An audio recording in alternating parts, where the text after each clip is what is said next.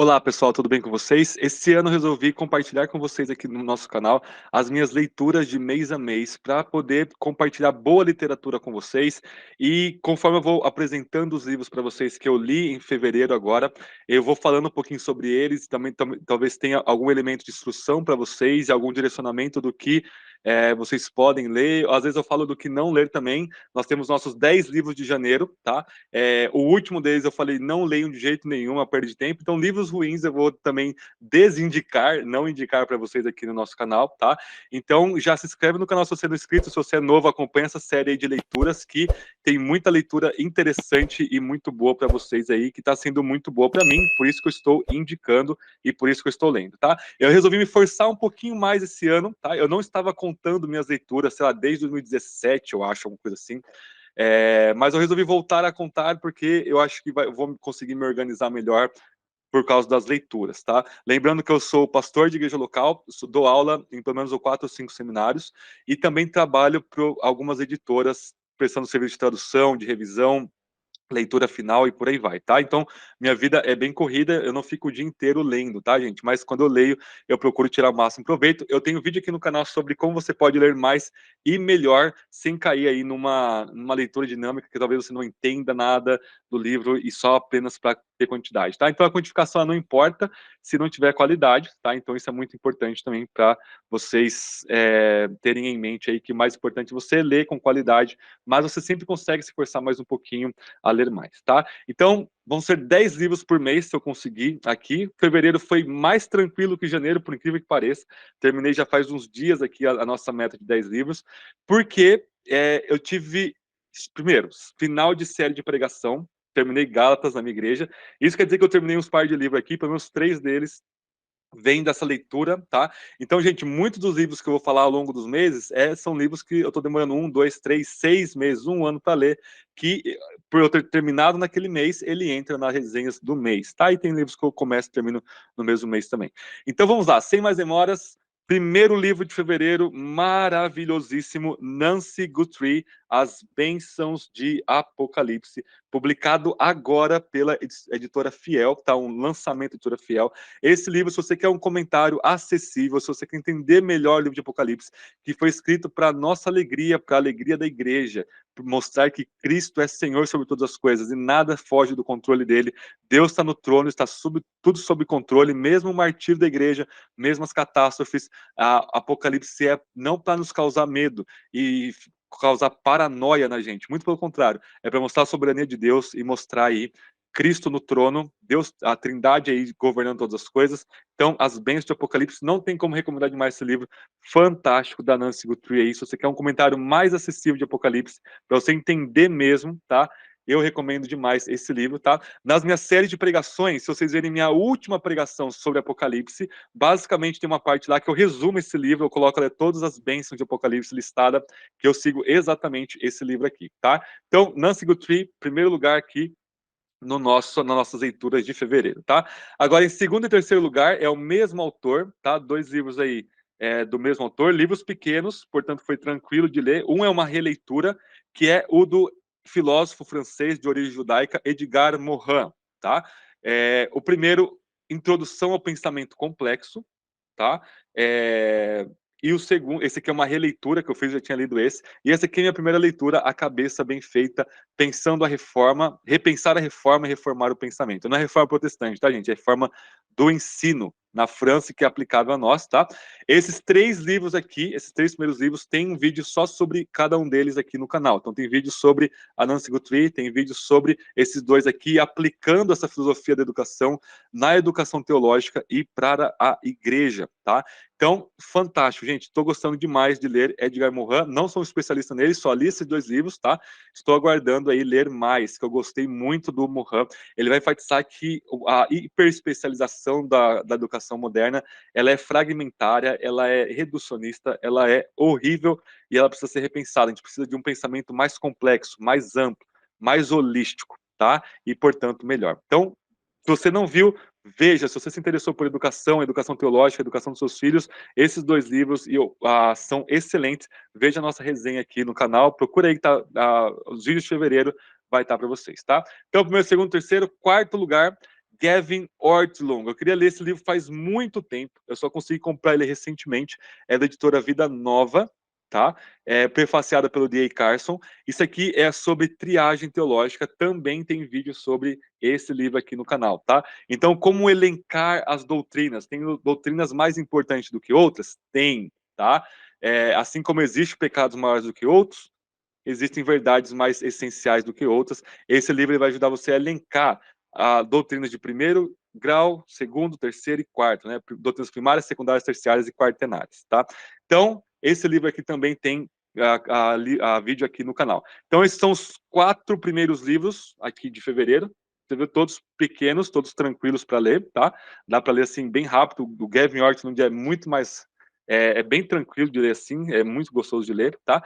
Agora, os 2 próximos livros, tá? Eu estou me perdendo na numeração aqui, tá? 2, 3, 4. O quinto e o sexto livro, tá? São sobre teologia política do Antigo Testamento. Por quê? Eu estou lecionando esse semestre no Jonathan Edwards, Seminário Teológico de Jonathan Edwards, um módulo chamado Cristianismo e Política, e eu pensei esse módulo de uma forma diferente. Eu estruturei ele da seguinte forma: vai ter teologia política do Antigo Testamento, do Novo Testamento, da história da igreja, dos pais da igreja até os dias de hoje, e depois as ideologias contemporâneas políticas, e como a gente pode pensar elas de uma forma bíblica e teológica, e com a filosofia cristã, tá? Então, boa parte desse curso, desse semestre, vai ser teologia bíblica da política, Antigo e Novo Testamento.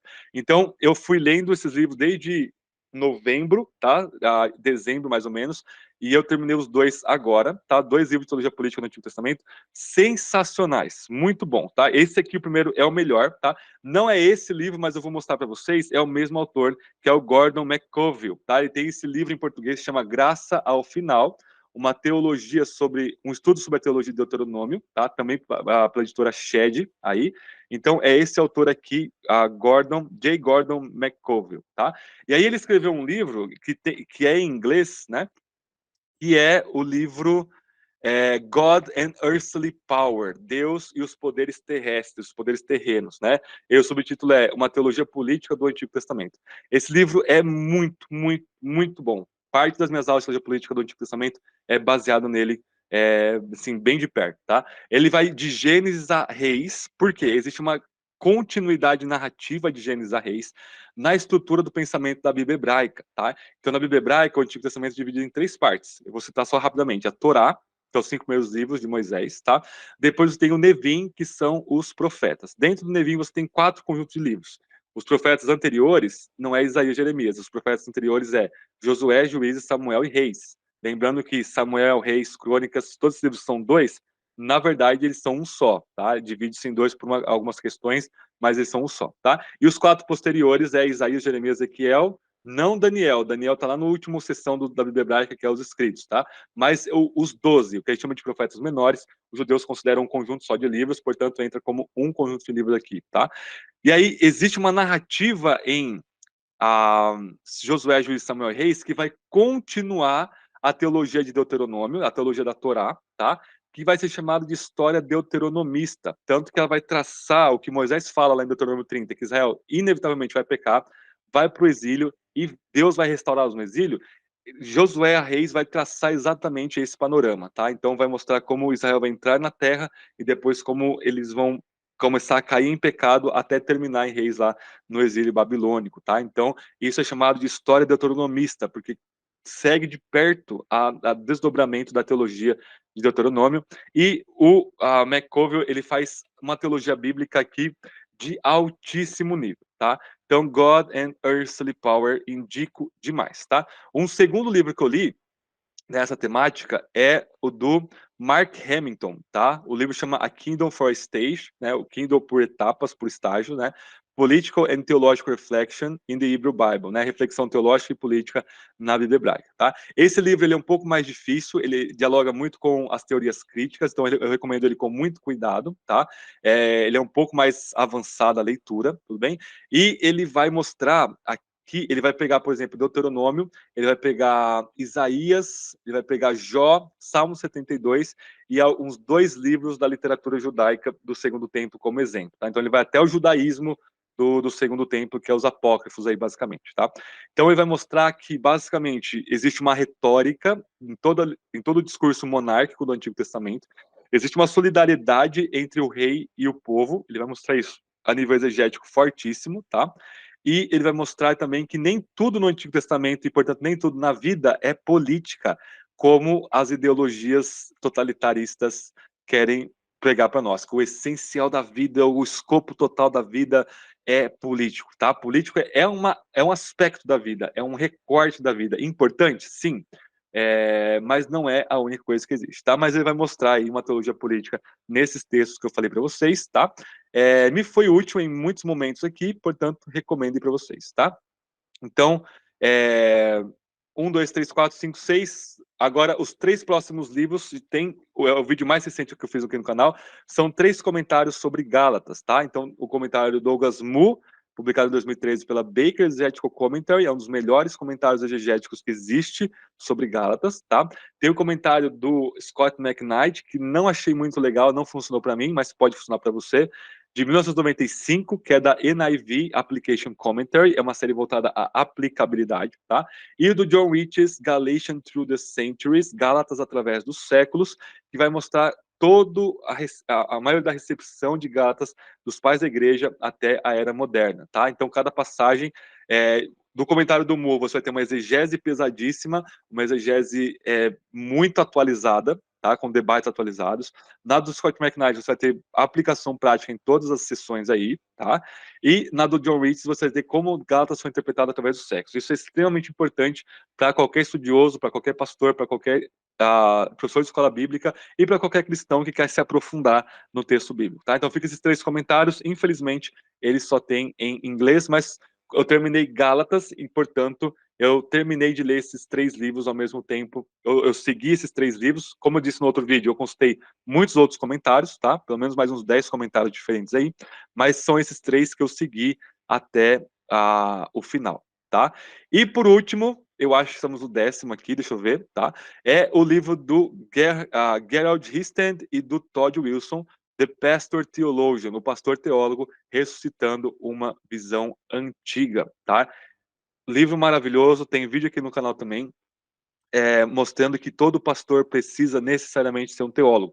Nem todo teólogo é pastor, mas todo pastor precisa ser um teólogo, numa perspectiva saudável de teologia.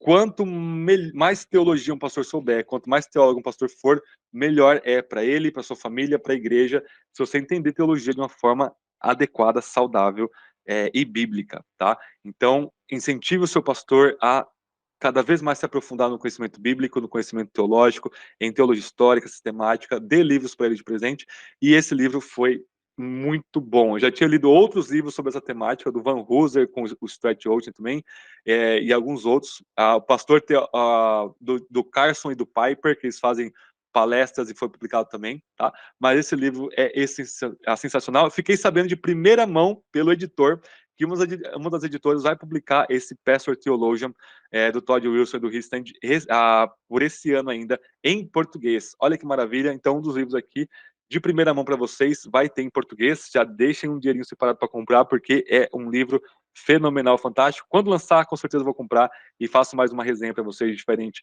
de uma outra parte do livro, tá? Então, espero que vocês tenham gostado da nossa leitura.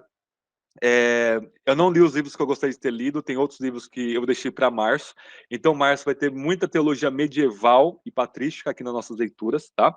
E acompanhe o nosso canal aqui dessa semana, vai ter a pregação de 1 Coríntios, vai ter uma outra pregação que eu preguei numa outra igreja, sobre Jesus no Evangelho de Mateus, e também vai ter nosso vídeo sobre a teologia do N.T. Wright, tá? Então, Deus abençoe, obrigado por acompanhar até aqui.